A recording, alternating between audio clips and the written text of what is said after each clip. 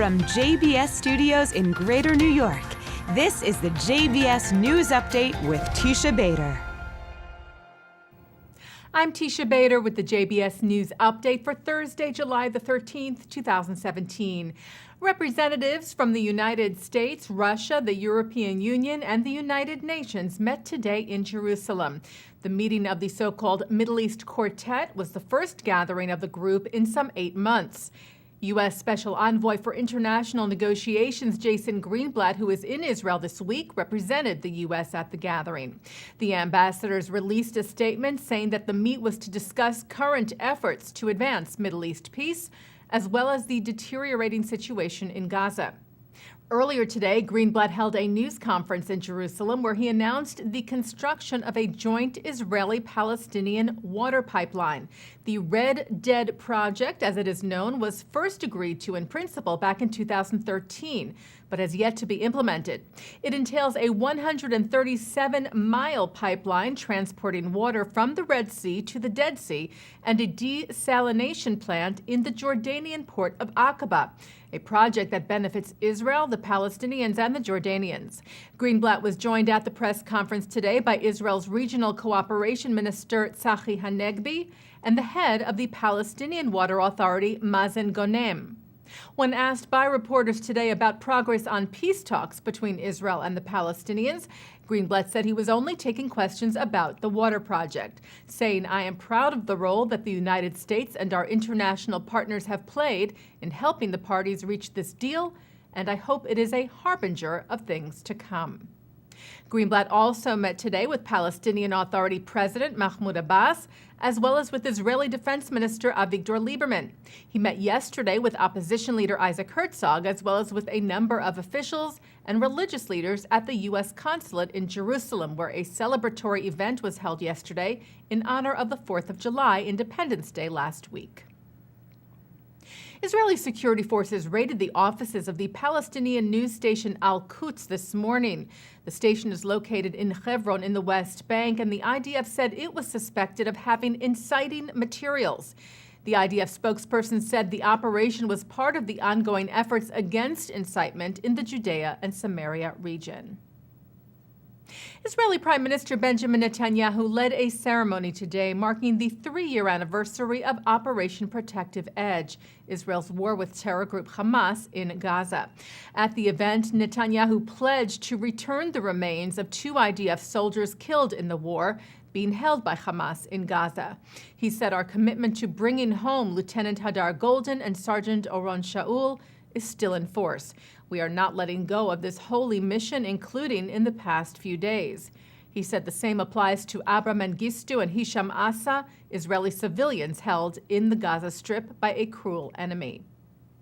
And the Prime Minister will depart Israel on Saturday night for France, where he will meet with the country's new president, Emmanuel Macron, on Sunday.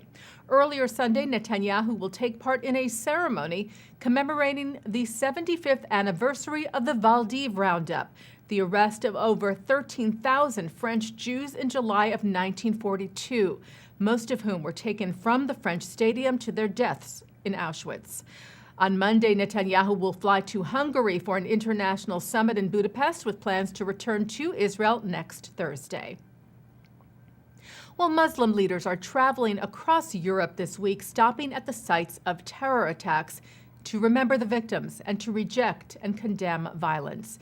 The March of Muslims Against Terror began in Paris on Saturday and includes a number of imams from France, Belgium, Britain, Tunisia, and other countries, who yesterday gathered at the Jewish school in Toulouse, where in March of 2012, terrorist Mohammed Merah murdered 3 Jewish children and a teacher. The march was organized by the Imam of Drancy, Hassan Khalgoumi, together with French Jewish writer Marek Halter. Khalgoumi told France Interradio in regards to the Islamist extremists behind recent terror, "We are here to say that our religion and the values of Islam are opposed to those assassins." Berlin Imam Muhammad Taha Sabri said, "We are here as imams, as Muslims, in order to show our sympathy and our solidarity. We say that what has been done in the name of our religion is not the true face of our religion."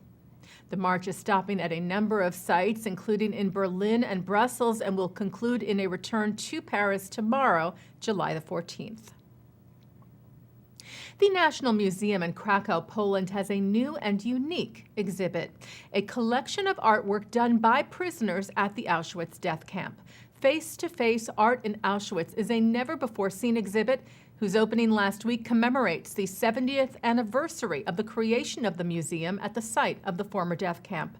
The works on display include sketchbook drawings and watercolor paintings documenting life in the death camp.